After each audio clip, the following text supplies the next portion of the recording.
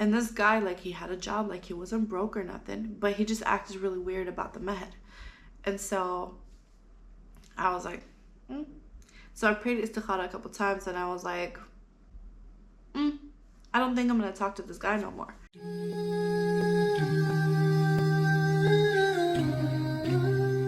Hi, welcome back to my channel. I'm Sheikha, and today I'm gonna talk about something that y'all have requested. This video is gonna be about Mehr, what that actually is, what you deserve or should ask for. The concept of Mehr in Islam. Mehr is an amount to pay money or other property to deliver to a wife. It is either specified or unspecified, but in any case, the law confers the compulsory right of Mehr. A gift given by the husband as a mark of respect to his wife at the time of marriage is mandatory, and it's called Mehr. This is the legal rights of the wife. It can be cash or time. The amount is variable and must be agreed to by both parties, husband and wife. Islam is the complete code of life by which all financial responsibilities are placed on the man in marriage. But Mehr is a commitment that the man shows about his responsibility towards his wife. The Quran states, "And give unto women who you marry free gift of their marriage portions." The word Mehr is used in the Quran for the purpose is sadaqah. I think this is like translated, so it's written a little weird, but I'm gonna read this anyway. No one is exempt from paying Mehr. Okay, so you get the gist. Mehr is something, a gift that the man has to pay to his bride upon marriage. I always get a lot of flack for saying, "Sisters, you don't have to lower your Mehr to get the man of your dreams. Sisters, don't let him fool you into like not getting the Mehr you want." Before I met my husband, I was getting to know somebody for the purpose of marriage, and the whole Mehr situation, because I don't have a lot of, like, I was like, yeah, I don't need a wedding, you know what I mean? I don't need you to buy me a house or a car or give me no money. I had a particular gift in mind that I wanted, and it wasn't, unreasonable in my mind at all whatsoever. And this guy, like, he had a job, like he wasn't broke or nothing, but he just acted really weird about the Mehr. And so I was like, So I prayed istikhara a couple times, and I was like, I don't think I'm gonna talk to this guy no more. He made it feel weird. So I was like, nah, I'm not gonna talk to this guy anymore. I grew up really, really poor, but my parents never made me feel like they were cheap. The whole feeling of somebody feeling like they're cheap doesn't sit right with me. It wasn't really about the Mehr, it was about the vibe around the Mehr, and how, I don't want to spend my life with a man like that who's gonna potentially be, counting the breadcrumbs, or like walking behind me and turning off the lights in the house because he's afraid of the light bill. For me, those things matter. I don't want someone who's gonna, be cheap. If there's a guy that you like and want to potentially marry, and then the whole Mehr situation comes around and he starts acting weird, it's your prerogative and you can walk away. You don't have to marry that guy. So anyway, some time goes by and I meet my husband, come to the talks of the Mehr, and I was like, I don't want a bunch of gold, I don't want a wedding. I said, I want this particular gift, and I want Hajj/Umrah guaranteed. And then he was like, oh, that's what you want? It's yours. And mind you, this man doesn't know me. This man has met me for the third time only at this point. We've talked for a month. Like, we've known each other for a month. He was like, no, that's what you want? That's what you'll get. And I was like, really? So he immediately went and got it for me. And the vibe was just like, woo, that's amazing. But listen.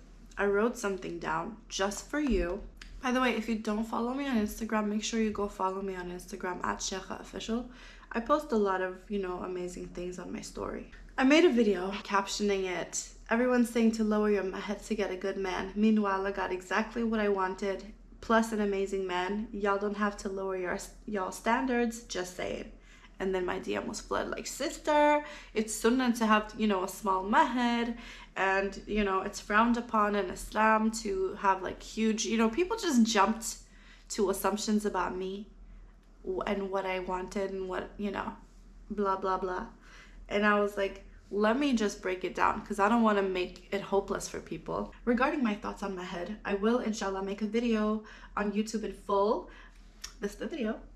But here is the short version. I'm a firm believer in being reasonable and not having to let go of your standards at the same time. A woman has the right to choose her spouse based on what she's looking for in a partner. For me, it was a number of things, and among those things was a man who was financially stable, and not everyone wants that, and that's okay too. When it comes to Mehr, I had a particular standard that I wanted, but I was reasonable. In regards to his ability, I took that into consideration. I could compromise, of course, but the way he handled the situation was the deal. He was graceful, and we had an agreement. At the end of the day, this is a man that you're planning your life with, and it doesn't make any sense to bankrupt him because you want an unreasonable amount of Mehr. If it's a deal breaker for you, then fine, you don't have to marry that man. That's just my 2 cents. Let's talk about that. Being reasonable and letting go of your standards are 2 different things. If the man absolutely, he cannot do this thing that you want, then if it's that important to you, you can walk away. You don't have to marry him. If it's something that you're being extra or unreasonable, maybe you compromise for him. It's not just getting married in a wedding and then poof. You're inviting a lot of problems into your marriage if you started off by making him go into debt or making him, bankrupt because you wanted this lavish gift. If he doesn't have the ability to do it, then leave that man alone. Just make sure you pray istikhara every single time you come to crossroads like this, because literally you're asking Allah subhanahu wa ta'ala to show you the way. Istikhara is the way to go. Every single thing I ever have a doubt in my mind about or I need answers, I pray istikhara, and Allah subhanahu wa ta'ala always lets me know clear as day. And especially when it came to marriage, he knew, so Allah subhanahu wa ta'ala knew what I needed when he put this man in my life. And I was someone who I never thought I'd ever be with a Norwegian man, but when I saw him for the first time, Allahumma barik, I feel like I was staring directly into a star or something, because I've never seen beauty like that. But that was yes, he's very, very handsome, Allahumma barik, but from the inside, you could just see that this is a really good person. About my Mehr post and being reasonable, this worked for my marriage, and I'm not saying this is going to work for everyone, but I'm going to go a little deeper to give you a fuller image.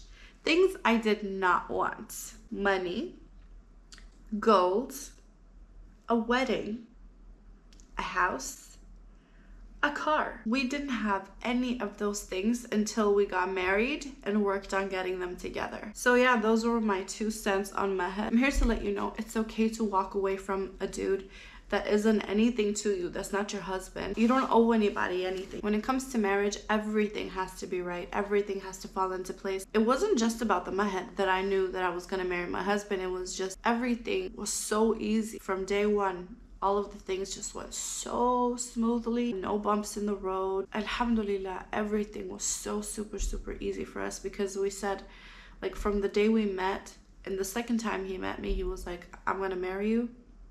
And then we decided then and there, we're not gonna shake hands, we're not gonna, hug, we're not gonna anything, because we're actually gonna get married for the sake of Allah, and pray that he will put blessings in our marriage. And that's how it happened. And keep in mind, we were both 27 years old at the time. So if you're younger than that and you're not married, don't stress. If you're older than that and you're not married, don't stress, because everything happens in the perfect time. If we met even 6 months before we actually met, it would have never happened. No. He wasn't ready at the time. I wasn't ready at the time. Thank you for watching this video. Give it a big thumbs up. Let me know in the comments what you think about what I said. Bye. Salam alaikum. So remember to check out our description box for the links of our Patreon and how to join our family. Thank you so much for your support. We really appreciate you. Bye. Thank you guys so much for watching, and that was all we had for now. Let us know what more content you guys want down in the comment section, and if you like this video, give it a thumbs up, and please subscribe to our channel if you already haven't. Love you guys so much. Thank you for your support. Assalamu alaikum wa rahmatullahi wa barakatuh.